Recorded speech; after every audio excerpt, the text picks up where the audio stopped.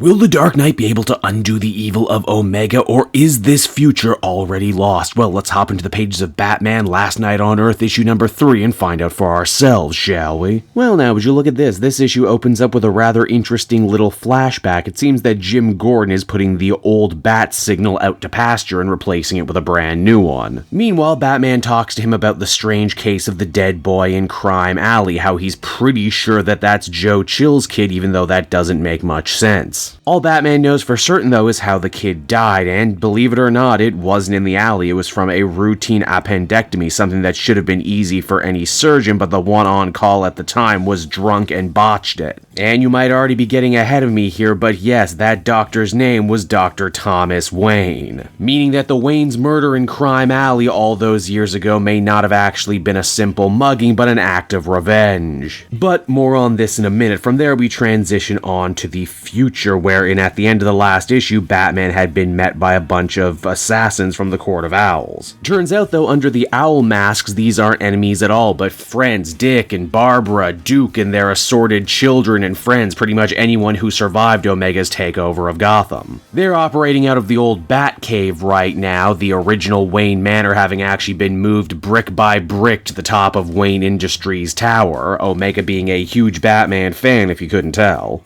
And Nightwing and the others figured that it wouldn't be right to wear the Bat Mantle anymore given the fact that Omega had corrupted it so fully completely, and as such they decided to become owls. Now again, it's at this point in the story you're probably figuring, well, now with a new young reborn Batman to lead them, surely all the heroes come together and are ready for one final attack. About that, they had actually tried their last heroic attack before Batman had gotten here, and they all got their asses handed to them. You see, Omega's ultimate plan of broadcasting his signal of submission across the blighted Earth is twofold. You see, he's got his amplifier at the old Arkham Island, which no one can get to because it's guarded by an army of supervillains. Then you got Omega himself, who is kept nice and safe atop his tower, which no one can enter without any Bruce Wayne DNA. The good guys have already lost so much, and then you have Bryce, the daughter of Barbara Gordon and Nightwing, who question whether or not they can even trust this Batman, whether he is as good as the original or if he's just a clone. This Batman does manage to give an impassioned speech saying that they can't possibly let this be the end, that surely he's come here for a reason now, that he can be their ace in the hole and the reason that people like Tim and others didn't die for nothing. He does, if nothing else, have a fan in old man hippie Gordon, who has grown a wonderful ponytail and is implied to even be smoking the ganja now, for his eyes. And with that, the plan is set. Wonder Woman will lead a team of owls to Arkham Island to deal with the amplifier, while Batman and his sidekick the Joker try and work their way into Wayne Tower. They're not going empty-handed, however. Selina Kyle, who has become the #1 gang boss black market supplier in this dark future, is able to outfit them with some gear. The first of her gifts is actually a piece of technology developed by the Mad Hatter that should make the good guys positively blind to all of the supervillains, as well as some old weapons and gear to remind them of the good old days. I think the idea is that Selene would only have done this for Bruce and not for anyone else. Joker also makes good use of Tim Drake's old Robin suit, one that he had developed when his own body had stopped working for him. This thing comes complete with guns, though, a very un-Robin thing. When Batman and Joker reach the top of the Wayne Tower, they discover that it's Apple Store levels of creepy. No longer is it a Batcave made in testament to all of Batman's fallen friends, but instead a trophy room to all of his conquests, mostly the big-name supervillains that he killed. Oh, but that creep factor gets turned up even more when Wonder Woman and the others discover what exactly Omega's amplifier is. It's not a machine, it's a person, Martian Manhunter, who has literally been weaponized. And when Omega gives the call, Martian Manhunter will use his mental powers to link to every living person left on Earth, subjugating them to Omega's power. Oh sure, there'll be order in this lawless land, but at what cost? Omega also takes this opportunity to gloat too, that the young clone of Batman coming to him now is everything he could ever dream of. After all, his own body is old, falling apart. He's going to need something new to be uploaded into soon, and here he's got a spare. The new Batman refuses to go down like that, saying that he can't believe this Omega could actually have come from Batman himself. Nothing Batman touched could ever become this evil and corrupt, and surely he shames the real Bruce wherever he is.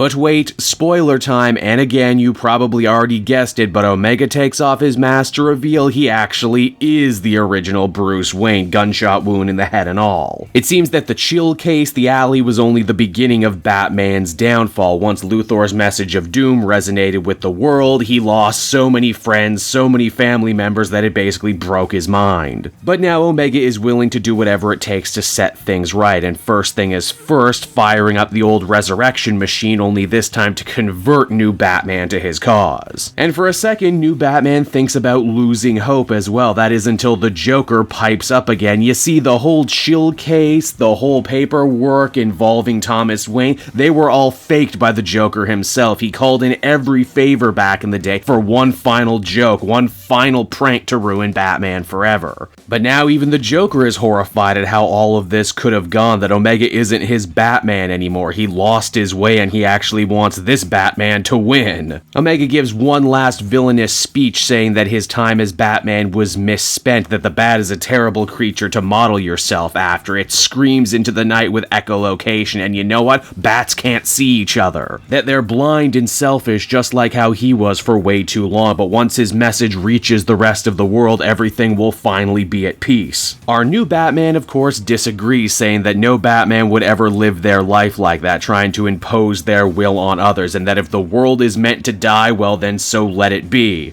The heroes will know full well they died doing everything in their power to save everyone they could, and in fact, New Batman thinks the real Bruce isn't as gone as Omega might think, that perhaps the whole reason he put this crazy plan into motion is because he hoped his clone would actually stop him, prove him wrong, and that's exactly what's happening. And with that, the new Batman is able to defeat Omega and usher in a new age of peace in Gotham City, but it doesn't stop there. In a nice bit of wrapping up loose ends and everything coming full circle, Batman and the survivors of the Owls decide to return to Crime Alley once again. Here they make a mark on the ground as a way to help the landing of a Superman pod. Yes, that's right, Lex Luthor's attempt to open up portals to other universes actually worked this time. Meaning that as the comic winds down, this darkened universe quite literally has hope again for the first time in forever. And so that was Batman Last Night on Earth, issue number 3, everybody, and if this truly is Scott Snyder and Greg Capullo's last ride on the Caped Crusader, I think they ended in great fashion. This story pays great reference to everything they've done before. Even obscure stuff like Gotham Is and KG Beast, while also doing new and interesting stuff as well. The Last Night universe feels truly unique, fully multi-layered, and even though they say this is the end, I wouldn't be shocked at all if we see a sequel series. Hey, what happened to that young Superman? What happened to the kids that were born during this crazy time? Did the Justice League ever get rebuilt? Did New Batman find purpose? The Joker seemed weirdly redeemed by the end, didn't see that one coming. Overall, I feel comfortable giving this one a 9 out of 10, real solid conclusion to this Black Label series.